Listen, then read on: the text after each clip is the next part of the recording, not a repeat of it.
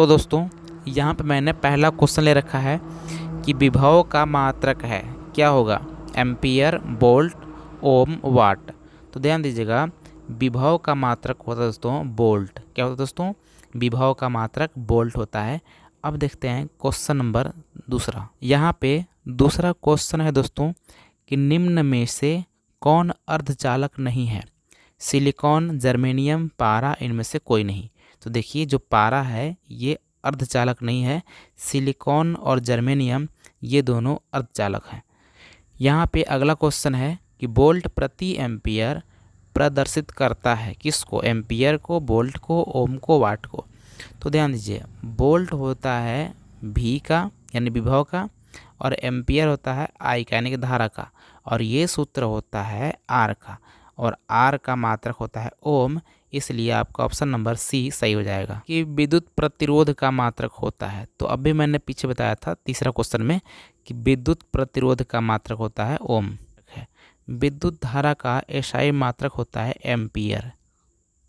यहाँ पे question number 6वां दोस्तों कि 1, 2 और 3 ओम के 3 प्रतिरोधों को श्रेणी क्रम में जोड़ने पर समतुल्य प्रतिरोध होगा। तो ध्यान दीजिए, श्रेणी क्रम में क्या होता है? जब श्रेणी क्रम जोड़ते हैं तो श्रेणी क्रम का सूत्र होता है कि R बराबर R1 plus R2 plus R3, यानी कि 1, 2 और 3 को जोड़ देंगे तो 6 हो जाएगा, यानी कि आपका ऑप्शन नंबर डी सही हो जाएगा दोस्तों। नंबर 7 है कि ओम के नियम को परिभाषित करने में किसका मान अचर रहता है? किसका? विभवांतर का, धारा का, ताप का, इनमें से कोई नहीं। तो देखिए, जो ताप का मान है ये अचर रहता है। यहाँ पे क्वेश्चन नंबर 8 है कि निम्नलिखित में कौन सा पद विद्युत परिपथ में विद्युत शक्ति को निरूपित नहीं करता है? तो देखिए, विद्युत शक्ति को I/R² नहीं करता है, यानी कि I/R² ये P बराबर नहीं होता है, यानी कि ये वाला बिल्कुल गलत है। और बाकी जो बाकी आपको सब दिखाई दे रहे हैं कि P बराबर I²R ये भी होता है, और P बराबर VI भी होता है, और P बराबर V²R भी होता है, यानी कि ये तीनों होते हैं, ये नहीं होता है। तो आपका ऑप्शन नंबर कौन हो जाएगा दोस्तों? बी, यानी कि ये वाला नहीं होता है।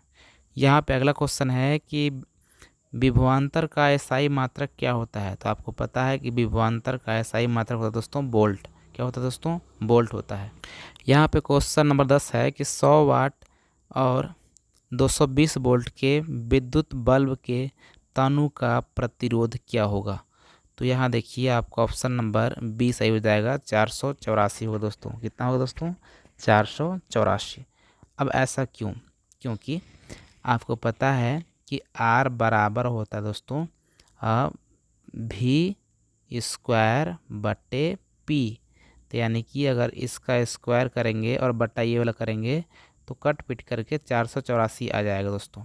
यानी ध्यान दीजिएगा, अगर 220 दो बार लिखेंगे, मल्टीप्लाई कराएंगे और बट्टे 100 करेंगे दोस्तों, तो ये 00 से ये दोनों जीरो कट जाएंगे, और जब 22 मल्टीप्लाई 22 में करेगा तो ये हो जाएगा 484। यहाँ पे क्वेश्चन नंबर 11 है दोस्तों कि टंगस्टन निम्नलिखित में से किस ताप पर पिघलता है? तो टंगस्टन का जो अधिकतम ताप है दोस्तों वो 3500 डिग्री सेल्सियस पर पिघल जाता है। क्वेश्चन नंबर 12 है कि विद्युत शक्ति का मात्रक है। तो विद्युत शक्ति का मात्रक होता है वाट। क्या दोस्तों? वाट होता है। अगला क्वेश्चन है कि प्रतिरोध का मात्रक क्या होता है? तो मैंने इससे पहले बताया था आपको कि प्रतिरोध का मात्रक ओम होता है, और ये क्वेश्चन तीसरी बार आ चुका है। क्वेश्चन नंबर 14 है कि 12 वोल्ट विभवांतर के दो बिंदुओं के बीच 2 कूलाम आवेश को ले जाने में कार्य किया जाता है, कितना? तो ये किया जाएगा 24 जूल। यहाँ पे क्वेश्चन नंबर 15 दोस्तों कि सेल के विद्युत वाहक बल का मात्रक होता है। तो सेल के विद्युत वाहक बल का मात्रक होता है वोल्ट। क्वेश्चन नंबर 16 दोस्तों कि एक अमीटर के स्केल पर 0 तथा 2A के बीच 20 विभाग है, इसका अल्पतमांक है, कितना होगा? तो पहला ऑप्शन होगा 0.1 एम्पियर। यहाँ पे क्वेश्चन नंबर 17 है कि आवेश का एसआई मात्रक क्या होता है? तो आपको पता है कि आवेश का एसआई मात्रक क्या होता है दोस्तों?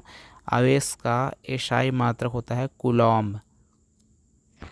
यहाँ पे क्वेश्चन नंबर 18 है कि जब किसी चालक तार में विद्युत धारा प्रवाहित की जाती है तो गतिशील कण होते हैं इलेक्ट्रॉन। यहाँ पे क्वेश्चन 19 है, किसी चालक के प्रतिरोधकता का मात्रक है। तो किसी चालक के प्रतिरोधकता का मात्रक होता है ओम मीटर। यहाँ पे क्वेश्चन नंबर 20 है कि निम्नलिखित में कौन विद्युत का सुचालक है? Sulphur, plastic, iodine, graphite. तो देखिए जो ग्रेफाइट होता है ये विद्युत का सुचालक है। क्वेश्चन नंबर 21 है कि विभवांतर का मात्रक होता है। तो विभवांतर का मात्रक होता है वोल्ट।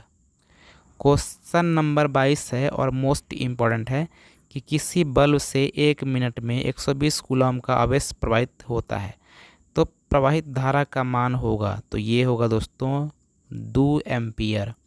क्यों? क्योंकि धारा बराबर होता है Q/T। तो I बराबर Q/T होता है। तो Q का मान कितना है? 120। 1 मिनट में 60 सेकेंड होता है, तो 60 से भाग करेंगे तो 2 एम्पियर हो जाएगा। यहाँ पे क्वेश्चन नंबर 23 है कि विद्युत बल्ब का तंतु किस धातु का बना होता है? तो बना होता है टंगस्टन का। यहाँ पे क्वेश्चन नंबर 24 है कि 10 ओम और 20 ओम के दो प्रतिरोधों को श्रेणी क्रम में जोड़ने पर समतुल्य प्रतिरोध होगा। तो अगर श्रेणी क्रम में जोड़ते हैं तो मैंने इससे पहले बताया था कि श्रेणी क्रम बराबर होता है R बराबर R1 प्लस R2। तो 10 और 20 जोड़ेंगे तो 30 हो जाएगा।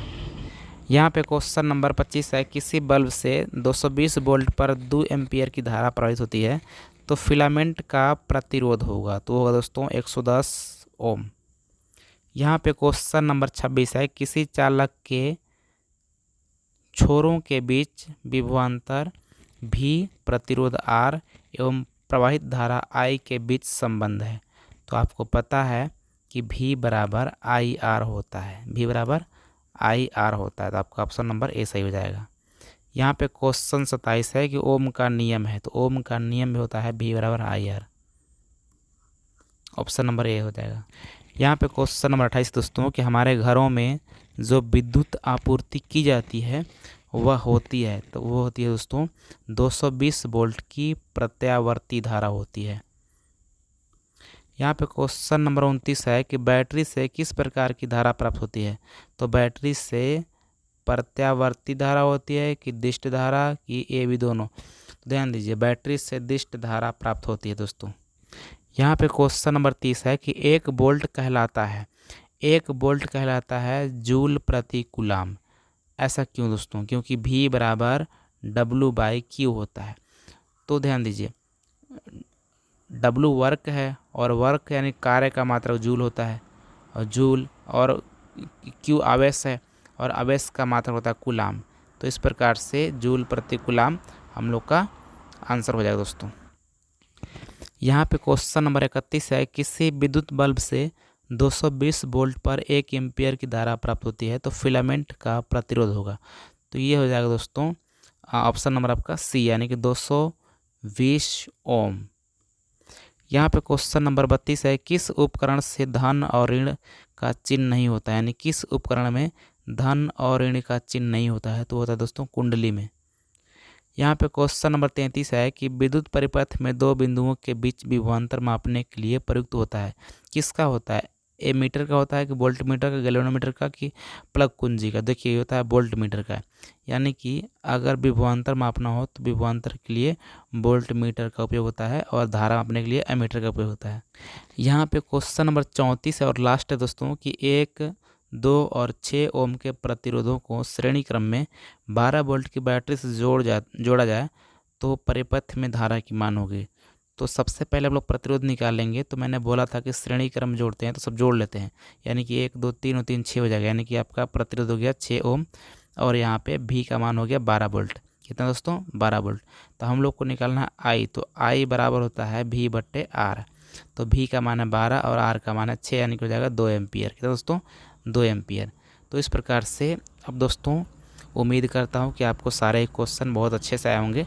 और दोस्तों थोड़ा सा माफ़ी चाहूँगा क्योंकि अब मैं इस वीडियो को यहीं ब्लास्ट करता हूँ, क्योंकि यहाँ पर रात 1:30 बज चुकी है और मेरे को सुबह उठना होता है दोस्तों कॉलेज जाने के लिए। तो अब मेरी आपसे रिक्वेस्ट है कि प्लीज़ आपको ये वाली वीडियो अच्छी लगी होगी तो आप लोग प्लीज़ लाइक कीजिए, चैनल को सब्सक्राइब कीजिए ताकि आपको इसी प्रकार की और वीडियो मिलती रहे। सो दोस्तों मिलते हैं किसी और वीडियो में, तब तक नमस्कार, जय हिंद।